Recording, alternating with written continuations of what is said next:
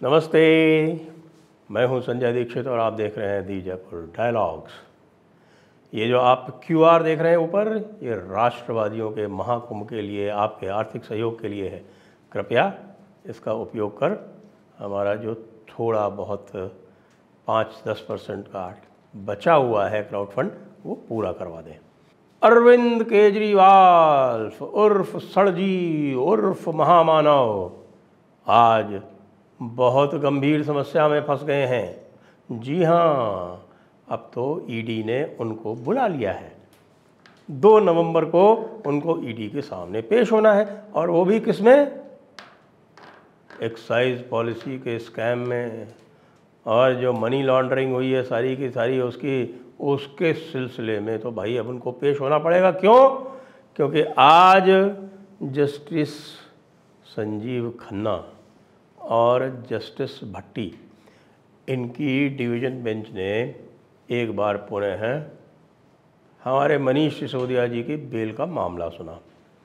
अब आपको पता है कि बेल का मामला जब पिछली बार आया था तब कुछ ऑब्जर्वेशंस किए थे, कुछ आपत्तियां उठाई थी बेंच ने, और उन्होंने ये कहा था कि भाई आपके सारे जो आरोप हैं वो आम आदमी पार्टी के विरुद्ध है, और वो आम आदमी पार्टी को आपने इसमें आरोपी नहीं बनाया, मुल्जिम नहीं बनाया, अक्यूज्ड नहीं बनाया। तो ये कैसी बात है? तो उसके बाद ये भी कहा गया कि भाई इसमें जो है वो इनके कुछ जो लिंक्स हैं वो ज़रा स्पष्ट बताइए ना मनीष सिसोदिया के, इसमें कुछ थोड़ी स्पष्टता की कमी है। तो उसको लेके सड़जी जो थे वो बड़े उचक रहे थे। आपको पता है सड़जी तो वैसे भी उचकते ही रहते हैं। वो आपने वो पुराना वाला खिलौना देखा है ना, जो जंप करता रहता है, जंप जंप जंप, थोड़ी सी चाबी भरो, जंप जंप जंप। यहाँ तो ये खुद ही चाबी भर लेते हैं अपने आप में, किसी दूसरे को चाबी भरने की ज़रूरत ही नहीं पड़ती सड़जी को। तो सड़जी ने फिर ये कहा कि देखो देखो देखो देखो क्लीन चिट मिल गई, क्लीन चिट मिल गई। वैसे उनको क्लीन चिट थोड़े बहुत में ही दिख जाती है, लेकिन आज हो गया पूरी तरह से मामला उल्टा, क्योंकि जो भी एडिशनल एफिडेविट दिया ईडी ने खासतौर से, उसमें उन्होंने ये स्पष्ट कर दिया कि उन्होंने अब आम आदमी पार्टी को इसमें आरोपी बना लिया है। और उन्होंने जो मनी ट्रेल थी, यानी कि जो पैसे के लेन देन का जो ब्यौरा था, वो भी बेंच के सामने पेश कर दिया, और बेंच ने उसके ऊपर ऑब्जर्वेशन दे दिया। जी, सबसे गंभीर बात यह है कि उन्होंने यह ऑब्जर्वेशन दे दिया। क्या ऑब्जर्वेशन दे दिया? कि प्राइमा फेसी 338 करोड़ के मनी ट्रेल का सबूत बिल्कुल स्पष्ट है, या लगभग स्पष्ट है।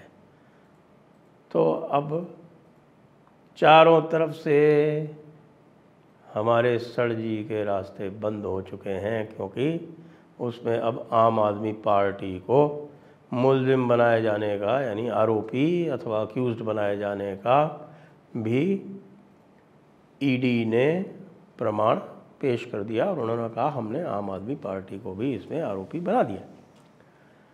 तो आम आदमी पार्टी के स्वयंभू कौन है? आपको भी पता है।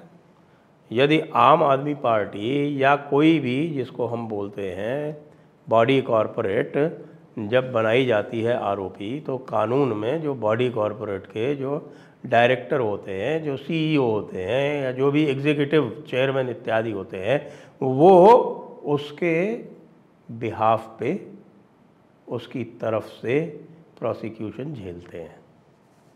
तो अब प्रोसिक्यूशन किसको झेलना पड़ेगा आम आदमी पार्टी का? श्रीयुत सड़जी को। और श्रीयुत सड़जी जो है इसमें इतने गहरे फंसेंगे क्यों? क्योंकि उनका ही जो पीआर वाला था ना, विजय नायर, वो भी अंदर काफ़ी कुछ बोल चुका है। समीर महेंद्रू बहुत कुछ बोल चुका है। विजय नायर हो गए, समीर महेंद्रू हो गए, और पिल्लई हो गए, वो इंडो स्पिरिट वाले, वो पिल्लई साहब हो गए जो कविता के बिहाफ पे उसमें शेयर होल्डिंग करते हैं। समीर महेंद्रू भी इंडो स्पिरिट वाला है। इंडो स्पिरिट वालों को ने क्या क्या उसमें वायलेशंस किए हैं वो भी साफ साफ आ गए। अब भाई इंडो स्पिरिट जो है वो डिस्ट्रीब्यूटर नहीं था, वो मैन्युफैक्चरर भी था, और इनके लाइसेंस की कंडीशंस में ये लिखा हुआ था कि भाई डिस्ट्रीब्यूटर ही इसमें आएगा, मैन्युफैक्चरर नहीं आएगा, लेकिन मैन्युफैक्चरर को इन्होंने डिस्ट्रीब्यूटर के रूप में ले लिया। ये तो एक जिसको हम कह सकते हैं कि एक गंभीर आरोप तो है ही, लेकिन असली बात जो है वो मनी ट्रेल की है। और उस मनी ट्रेल में जो साउथ लॉबी का जो सबसे बड़ा खिलाड़ी है और जो वायदा माफ गवाह बन गया है, वो कौन है? वो है नेल्लोर का एमपी श्रीनिवास रेड्डी। अब श्रीनिवास रेड्डी के ही वायदा माफ गवाह बन जाने के बाद में खेल तो लगभग ख़त्म है। और यहाँ भी आपको पता है कि यहाँ भी कई सरकारी अधिकारी जो हैं वो वायदा माफ गवाह बन चुके हैं, क्योंकि किसी के साथ हमारे सर जी ने प्रेम रखा नहीं। ऐसा कोई सगा नहीं जिसको सर जी ने ठगा नहीं, जिसमें मनीष सिसोदिया भी सम्मिलित है। और इसके बीच के जो धुरी बने हुए थे वो संजय सिंह बने हुए थे। वो कैश वैश जो था वो उनके माध्यम से जा रहा था। उनके नौकरों को शेयर होल्डिंग दे दी गई थी डिस्ट्रीब्यूशन कंपनीज में। तो ये सब स्थापित हो जाने के बाद में अब बचने का कोई ज़रिया सर जी के पास मुझे नहीं लगता कि बचा है। आप सर जी के पास बहुत सारे उपाय हैं इससे बचने के, जो वो करेंगे और मैं उनको सुझा सकता हूँ। सीधा सीधा सबसे जो सरल है वो तो ये है कि भाई दिल्ली असेंबली का सेशन बुला लो और दिल्ली असेंबली का सेशन बुला के उसमें सबको गाली दो। आरंभ करो आप प्रधानमंत्री से, उसके बाद फिर आप आ जाओ मुख्य गृह मंत्री पर, फिर लेफ्टिनेंट गवर्नर पर, फिर अपने अधिकारियों पर। वैसे भी जो सरकार अध्यादेश लाई थी इनके पर कतरने का, वो इतना तगड़ा काम कर रहा है कि अब किसी भी काम को धौंस दे के करवाने की स्थिति में हमारे सर जी दिल्ली में नहीं हैं। तो जब धौंस दे के काम नहीं करा सकते किसी से, सही काम बोलिए तो सब करने को तैयार है, लेकिन सही काम वो बोलते कब है?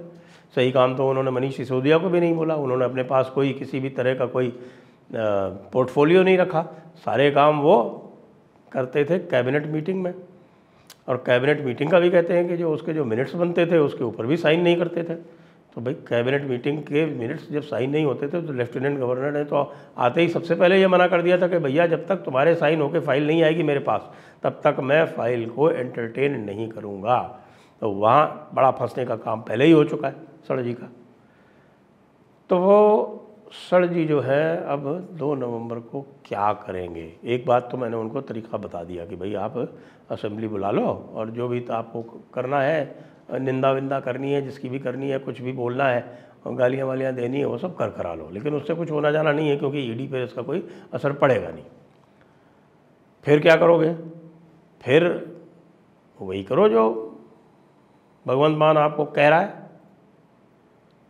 एक चीज़ तो मैं कह सकता हूँ, ये मेरी जो भी आप कह सकते हैं राजनीतिक समझ है, उसके हिसाब से मैं कह सकता हूँ कि अभी हमारे सर जी को सीधे जेल नहीं भेजा जाएगा।